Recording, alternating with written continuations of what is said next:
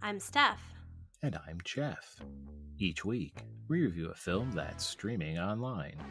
As writers, we'll deep dive into the characters and plot to tell you if it's a good story. Listen at your own risk. This review contains spoilers. Now sit back Relax and enjoy Stream On. Today, we'll be reviewing Vicky Cristina Barcelona streaming on Tubi. Vicky and Cristina head to Barcelona for the summer. There, they meet Juan, a charismatic local artist. Each of them hook up with him. By the end of the summer, no one has grown, no life lessons are learned, and everyone heads home. Except for Juan because he already is home. Vicky Cristina Barcelona was written and directed by Woody Allen. It stars Scarlett Johansson as Christina, an adventurous blonde who falls for artists, Rebecca Hall as Vicky, the sensible brunette who is engaged to a businessman, Javier Bardem as Juan Antonio, a sexy Spanish artist, Penelope Cruz as Maria Elena, Juan's ex-wife who is mentally unstable, Patricia Clarkson as Judy, a friend who gives Christina and Vicky room and board in Barcelona, and Chris Messina as Doug, the fiance turned husband to Vicky. Okay, Steph, this was your pick. Why was I subjected to this movie? So we already know that you're not going to like this one. I picked this because I was looking for a fun summer romance film that takes place abroad. I miss traveling abroad, and it's something that sadly I am not going to be doing this summer because of the pandemic. And so I wanted a nice escape film, and summer romances can be just nice and enjoyable, and especially if it takes place in a fun city abroad. This one got positive reviews. I mean, 70 to 80%, depending on where you're looking. So it had a lot of strong actors in it. So I figured that this would be a good film. Well, from the way you describe it, that does sound like a good movie. It's too bad that is not the film that we got. So let's dive into plot analysis. Do you want to start with a lazy voiceover, terrible dialogue, or shallow and potentially sociopathic characters? Let me start with the lazy voiceover narration. It was so annoying. So this film has a ton of voiceover narration that is unnecessary, where literally the narrator is telling you what the actors are doing on screen. Like there's one where he's narrating them serving lunch on the terrace, and we clearly see them sitting there getting lunch served on the terrace. There's so many instances like this where the narrator is telling you that they are looking at artwork or going sailing or looking at the Gaudi sculptures or whatever, listening to Spanish guitar, where no narration is needed because we see the characters doing all of these things visually. It just gets old really fast. It got so bad that I thought I would maybe had the setting on my TV for people that are visually impaired that need that extra narration to describe the actions they're doing. I actually checked to see if I had that on because I'm like, this is really bad. But no, it's just that poorly written of a script. I expected more from Woody Allen. I know he has this OCD thing where he has to release a film a year. So with that, sometimes you sacrifice quality for quantity, but this was pretty bad. The worst one is, in my mind, I mean, there's so many, but there's one where they are taking a plane ride with Juan, and Christina is talking nervously, and the narrator says that she's talking nervously, and it's like he says what she's doing as she's talking nervously. It's just so bad. So let me pause there to get your feedback on this. I agree completely. It is incomprehensible how an experienced writer like Woody Allen how you could think that having a narrator telling us exactly what is happening, explain to us what we should think about these characters, or even not identify who the narrator is. Is it God? It's not one of the characters. Narration itself is neither good nor bad. It's just a storytelling tool.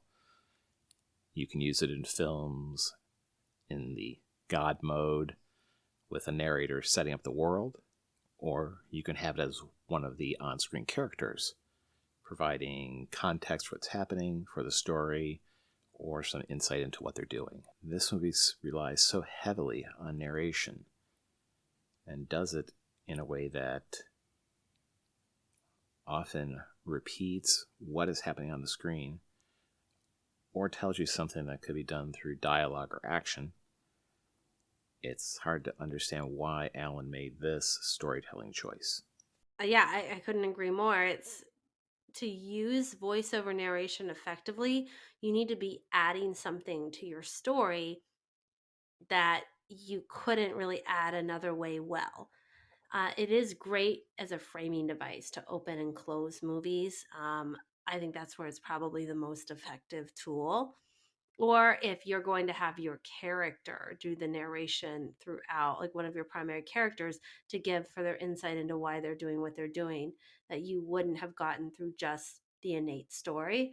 Like that also can work. But yeah, this, to me, I just got the impression that this was a very quickly written story, and it was just lazy writing, and that's why Woody Allen chose to do this, because this was a just thrown together film that it it I think Woody betted on the fact that there's a lot of good actors in this film. I think that's it. Like, I think he just betted on the fact that there are strong actors in this film, and that it was set in Barcelona, which is a beautiful city, and that he could get away with just a nice set and strong actors to carry the story without actually writing a good story. Yeah, exactly. And it doesn't help that a lot of the dialogue is very oddly structured and worded. The way the characters interact, the word choices that Woody Allen makes for these characters to talk to each other, it's very odd. It's not the way people actually interact. It could be that early in the writing process, he just fell in love with the dialogue and didn't want to cut anything, but also realized that the dialogue wasn't really helping tell the story, and that's why he threw in all the narration. Now, that is just speculation, but a lot of this dialogue came across as very first draft. It's the kind of writing that you would normally cut as you go through more iterations of the drafting process, because it may sound great in your head initially, but it doesn't actually work once you have a chance to step back and see how your story has gone, see how your characters have developed, and thought a bit more about how you actually just want to tell your audience what's happening. Yeah, it was clunky. It definitely was. I would agree with that. And the even scenes like montage scenes, which I generally love, good montage scenes, and a relationship growing and a summer romance in Barcelona, you can have wonderful montage scenes while they're, like Juan is playing tour guide to Christina, and they're like, he's showing her the city, right? And there is a montage about that where you see their like relationship growing and they're dating. But on top of that is voiceover, which ruins a perfectly good montage scene. I mean, I generally don't see voiceover used with montage. Like that typically is not a technique that goes. Normally, montages are done set to like a nice song or like, but it's not often you see voiceover with montage. Well, because the idea behind a montage is that you're using primarily visual storytelling, certainly with some music, usually in some sort of maybe some snippets of dialogue, but you're mostly trying to advance your plot through images. When you add in the voiceover to these montages, it kind of undercuts how you're actually supposed to use those to tell your story, how you're supposed to tell the viewer what's happening. That kind of gets to what is the story even about. It mostly seems like it's trying to say that artists are different when it comes to relationships, and that they can be basically sociopathic and they'll be fine. Yeah, that maybe is art imitating life, with some of the controversy around Woody Allen himself. I don't know. I mean, another like to segue into the characters.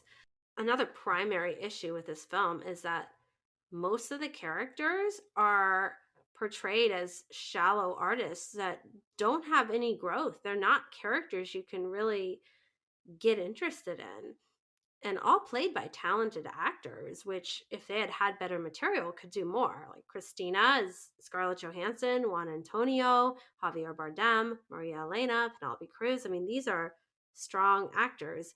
And Christina is just kind of this shallow, flighty artist looking for love and likes the bad boys. Juan Antonio is the bad boy and a Spanish lover caricature where he's just so forward with these two women he doesn't know and invites them to have sex with him over a weekend. Like, and then Maria Elena is another caricature of a fiery, emotional Spanish lady. I mean, they're just so bad, and none of them grow in this film. Vicky is the one character that grows a little bit, but I mean, it was very disappointing how these characters were written for the most part. They all seem to have like no particular feelings for people around them. They are destructive towards each other. Vicky came across poorly in this film. She is engaged when she arrives in Barcelona, and all it takes for her to hook up with Juan is an afternoon of sightseeing, a glass of wine, and some other dude playing a guitar. It is hard to like or even understand a character who is set up as not much of a risk taker, as someone who wants a fairly steady, normal, drama free life, which is what this character is set up as, and then accept that she is going to go through the actions that she does. She is clearly set up to juxtapose with Christina, who is set up as a more spur of the moment, flighty, thrill seeker, someone who would hop into bed not just with the guy she just met, but would be receptive to a guy saying, "Fly away with me on a weekend." Likes to take risk and randomly hook up with sexy Spanish men. Right. So if it had been Christina who had done that, it would be more in keeping with the character. Now, of course, there's nothing wrong with either a character in a film like this or in any film having a fling or even going against the characteristics that they are initially set up with. That's character development. But it helps if there is a reason why they're doing this, or if it seems like it's more their choice and less of the circumstances they're in. Vicky is not really set up like that. Even though the encounter between Vicky and Juan is not coercive in any way, it is set up for her being much more passive. She is just sort of accepting what is happening and sort of falls into a physical moment with him, an intimate moment with him. The problem is she's not set up as that kind of character. She does not seem to be a spur of the moment person. And there's no particular reason given in the film for her to be doing that. We get a little bit later, but at that moment, it's unclear why she just does that. Yeah, Vicky's character, and maybe her story arc stands out because the others are so bad with no growth. So I'm probably giving it more credit than it's due. But I took Vicky's character as someone that has settled on the safe relationship with the successful, finance guy in New York, and that she's resigned to that life. But when she meets Juan, she's attracted to him and tries to resist that actively. But between the wine, the sightseeing, and her general sort of feeling of she's not in love with Doug and she's just settled, and this chance to have this passion encounter, and Juan's coming onto her hard, and they obviously have chemistry between them, that to me I could understand why she cheated. And then she develops this ongoing infatuation with him, and she goes on to marry Doug, but she still wants Juan. And Juan is like the fantasy where she can escape the situation that she has gotten herself into with Doug. And Doug's not a bad guy. He's just sort of he's a boring guy is how they present him. And not as passionate and interesting as Juan. Um, and what happens with her story is basically she considers cheating again. She cheats on Doug once, right, before they're married. Then she marries Doug and he comes over to Spain and she considers cheating again with Juan. But when she ends up meeting with him, his crazy ex, Maria Elena, shows up with a gun and like chaos ensues and she ends up getting shot in the hand by because of this scene. And then she realizes you guys are crazy, and her arc ends flying home to New York City with Doug, resigned to this loveless marriage. And was there was a little bit of growth there. She explored what it would be like to be with someone that's the opposite of a Doug. And it wrapped up in a sad but realistic way because a lot of people choose to settle in those more practical, loveless marriages than ending up with the Juan Antonios of the world because they aren't stable. So I enjoyed her arc more, but that's the only thing that I found enjoyable about this film. I do have a problem with that. It's not that it's a character arc that's uncommon in fiction. There are a lot of stories about the guy or the woman who is in an unsatisfying relationship and finds someone else. And then you get drama out of that. The problem is the setup of this. This only works if you have a better sense that Vicky's relationship with Doug is unsatisfying before she hooks up with Juan. We later learn that she is not satisfied with elements of relationship with Doug, either through dialogue or the narrator. But for it to work, I believe you need more of that foundation laid, and that we see her fall for someone who is giving her something that we already know that Doug isn't. Yeah, the only thing that could point itself to that is that she pretends there when she is with Juan on Oviedo and it's that weekend and they're doing touristy stuff together. Doug calls her and she pretends that it's poor reception when it's not. And it's you can tell she just wants to get off the phone with him and keep enjoying her time in Oviedo. So that's the only little breadcrumb you get. No, you're right, that does happen. And I can see we can look at that and say there is an underlying issue there. Or that she's just really excited to have this adventure with this guy. But it does go back to a big problem with these characters. None of them are well developed. They're not well drawn, and they're not well motivated. As a writer, when you're creating characters, particularly your main characters, you want to ensure that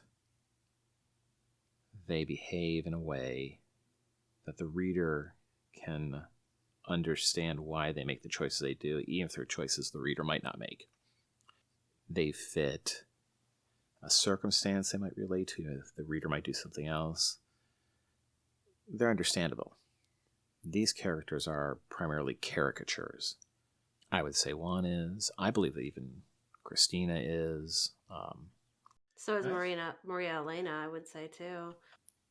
He, even with Cristina, has the struggling filmmaker who's, made her 12-minute long short film and now doesn't know what else she wants to do or how to move to the next phase of her artistic growth. Like they help her establish her photography down the road, and she's just one of these like, I'm just drifting through life, experiencing it, moment by moment. I'm not sure what I want, but I know I want to have passion and feel things. This kind of gets into the difference between archetypes and caricatures.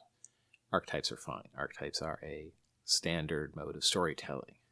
It is a character that has a selection of traits and those kind of story beats that authors have been using for centuries. Not just authors, just storytellers in general. I mean, I assume the average guy who gets called to a venture is something that our caveman ancestors probably came up sitting around their fires eating wildebeest. Caricatures, though, come about when it's traits that are either something that's tired, that aren't particularly fundamental traits. They're just almost quirks or surface behaviors that your reader or viewer can latch into, but there's something deeper into it. And a good storyteller also takes those archetypes and builds off of them. A caricaturist rarely does. If you're using a caricature in a purposeful fashion, you generally aren't going to add a lot to it because the caricature is the point of bringing it into your story. In this film, the use of caricatures doesn't feel purposeful, though. It just feels lazy. I don't think that Woody Allen was making fun of the crazy ex-wife or the passionate, artistic Latin lover. These you're supposed to take fairly seriously, though. And not that this is a really serious story, but I don't think Allen put these characters in here to make fun of those types of characters. I think he did it because they were easy to write. And there was even like little world building issues that were problematic. Like Vicky, who I would say out of everybody has the most interesting character arc and is somewhat developed. Like there's stuff that didn't make sense about her. Like she was over there in Barcelona. The whole reason Vicky and Cristina were made it to Barcelona is because Vicky was studying Catalan identity. And that was like you got the sense that she was getting like a master's in it or something and doing some in-depth study of that in history or anthropology or something, one of those fields. And there's a scene in Oviedo where she and Juan visit Juan's father, and she makes a point of talking about how she's not fluent in Spanish. And it just really bugged me as like a fundamental world building issue. You're getting a graduate degree in Catalan identity and living in Barcelona and in depth studying this, and you don't speak Spanish. Really, really strange. Yes, that stood out to me too. I was like, that doesn't make any sense. Like why? Why? Or other than you just didn't want to deal with subtitles in Spanish? I have no idea like why that was a thing, but there was so many scenes where Juan told Maria Elena speak English, speak English, speak English because Christina didn't know Spanish either, and it made more sense that Christina wouldn't know because she was basically piggybacking off of Vicky's trip. So okay, I could see that, but yeah, Vicky's character, she should be rather fluent in Spanish or at least conversational given what she's decided to dedicate her life to study. And they also made a point that she had been interested in Catalan identity since she was a teenager because she loved Gaudi. So you would think that Spanish would have been her language of choice going through high school. But you see, that would have taken some thought on the part of Woody Allen when he was writing this, and I don't know if that actually happened. I don't want to be repetitious, but this really does strike me as a first draft. And that's where, it sounds nitpicky to pull that out. But when you're writing a character and building out who they are, what are their traits, and where their arc is going, those little things like what languages they speak and personality quirks, like all of that matters to build a fully fleshed out, interesting character. And when you don't have those details in place and you leave that out or something that it doesn't make sense or is totally doesn't fit the character that you designed, you stick in, that to me is just really lazy writing. And that's why none of these characters are particularly impactful. Yeah, I agree. That is the overall feel of every aspect of this film. It's just lazy. About the only thing that works is some of the cinematography. There are some very pretty scenes. Although even that, there are some odd artistic choices. Woody Allen, for some reason, decided to use this yellow-orange filter on a number of sequences. I assume to ramp up the feeling of warmth from the visuals, but the filter is so intense that I was starting to worry about the liver functions of these characters, or possibly if the sun was expanding to engulf the earth. I don't understand how this film got such high reviews. I mean, there are people talking about how Penelope Cruz should have gotten an Academy Award for her performance, like supporting actress. And while she's a good actress, I mean, what she portrays is just this caricature of a fiery Latin lady. Like it's not exciting. So I don't get it. Like, can you explain to me? I mean, any theories as to why this film was rated so high by viewers and critics? Well, first, it's a Woody Allen film, and you have a built-in audience like that. I think a lot of people looked at the cast, which is very talented. I assume some people like the cinematography, and it is pretty to look at, as I said. Well, Barcelona is pretty to look at. It's not that hard when you're going around Barcelona to get good cinematography. But it's like going to Starbucks and raving about the fact you got hot coffee. That's like the bare minimum of what you expect going in. I have seen a few reviews that leaned heavily into the idea that this is some great meditation on the complexity of love and relationships. And it seemed like, in those cases, it seemed like the reviewers were looking for some deeper reason to like this film beyond it's a Woody Allen production. I mean, I don't know in terms of a deep meditation. Like you get Christina ending up in a polyamorous relationship with Juan and Maria, which is okay, whatever. Like I don't see that as a deep meditation. That's just more she wanted to make it work and they wanted to do this poly thing, so she agreed to like a threesome situation. But I didn't see much depth there. And then you get, Vicky basically settling and accepting a good enough guy that she's not really in love with that's stable, which, okay, a lot of people do that. And that is a choice people make for a variety of reasons. But I don't see either of that as a deep meditation. Well, to be clear, I agree with you. This is not a deep film. There's no particular insight given into anything other than maybe Woody Allen's view on relationships, which is fine. There's nothing wrong with having a very personal story you're telling, a very personal work of fiction. But in this case, when you're looking at the reputation of this film, if you didn't have Woody Allen attached to it, if this was a John Smith movie, Directorial debut, I would assume most reviewers would be asking how someone took a beautiful location and a great cast and turned it into a film with empty characters, a ponderous dialogue, and a terrible voiceover. Yeah, I mean, I really think what happened is Woody Allen's like, I got to produce a film a year. That's what I've committed to. And so I'm going to stay on schedule and not finesse this draft. There may be an interesting film in here somewhere. There may be a good story. You definitely have some of the elements of it, but what we got is not that story. I don't know what more to say about this movie. I think that I have exhausted my ability to criticize every aspect of this film. Yeah, let's move to the wrap up. I agree. So, Steph, what was your favorite scene of Vicky Cristina Who Cares? I chose the Vicky and Juan kiss scene in Oviedo. There was sexual tension build up between these two characters, and you could feel that between them. There was like the Spanish guitar lead up, which was nice to set the mood, and it was passionate kiss. It was well acted between them. So yeah, I was looking for a summer romance, so I chose the most romantic scene in the film to be my best. What about you, Jeff? Before I give my best scene, I do want to comment on that sequence.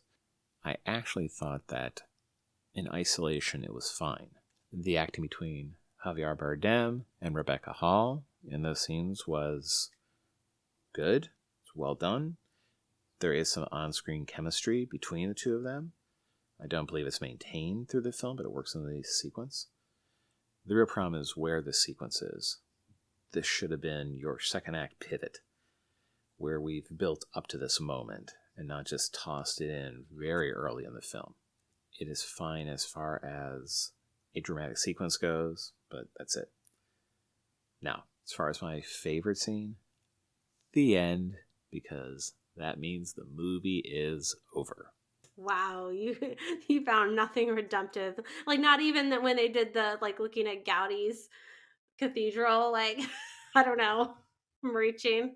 With a movie, you are trying to tell some sort of story. It can be deep, it can be shallow, it can be entertaining, it can be something that makes you sad. Doesn't matter. The problem with the movie is I don't think it tells a coherent or compelling story. I think the moral of the story was a lot of people settle. They settle for the stable guy, even though it's not passionate and it's not like this deep romance, but it's stable and it'll do. To me, that was the message of this film. I don't know if that was what Woody Allen intended, but that's what I took. Yeah, it was a long time getting there. Okay, so what is your least favorite scene? I mean, there's just too many to choose from. It's all the voiceovers. Like I can't narrow it down. There's so many. Maybe if I had to pick one, it's they ruined a perfectly good montage with voiceover. Maybe I would say that one is the worst, but it's all pretty bad, the voiceovers. What about you? Well, this film does provide a wealth of choices.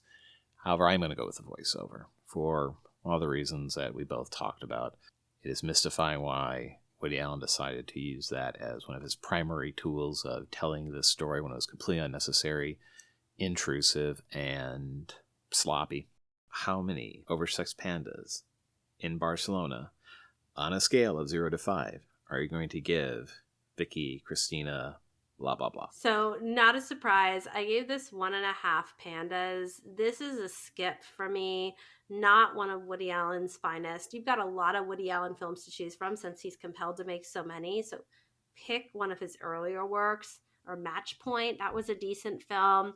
But yeah, I mean, for all the reasons we've talked about, the voiceover narration, not a lot of character growth, and beyond tropes. These are just caricatures, very empty characters overall, and not really a satisfying message about love. I mean, this didn't leave you with warm, fuzzy summer romance. This left you with this, most people settle for someone they don't love, but because they are stable. Like, so, what he just ruined what could have been an enjoyable summer romance abroad. What about you, Jeff? So I gave this one panda. The only audience I think this is for people who either are Woody Allen completists or people who are able to check their critical brain because of who made this film, or if you want to see a bunch of sociopaths exchanging dialogue that sounds like it came from some sort of Russian bot, you might like this then. Otherwise, everyone should skip this movie. You have been warned. Okay, well, what do we have coming up next week? Hopefully, something better. So next week, we're going to be checking out The Parallax View, currently streaming on Amazon.